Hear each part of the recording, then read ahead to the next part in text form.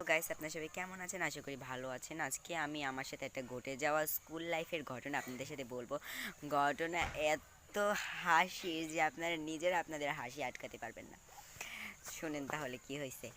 একদিন আমরা স্কুলে গেছি, সবাই সকালবেলা ভোরে উঠে, তখনকার কেউ স্কুলে আসে নাই, স্যার ম্যাডামরা তো কেউ আসে না, মাত্র 3-4 জন স্টুডেন্ট শুধু স্কুলে আসছে।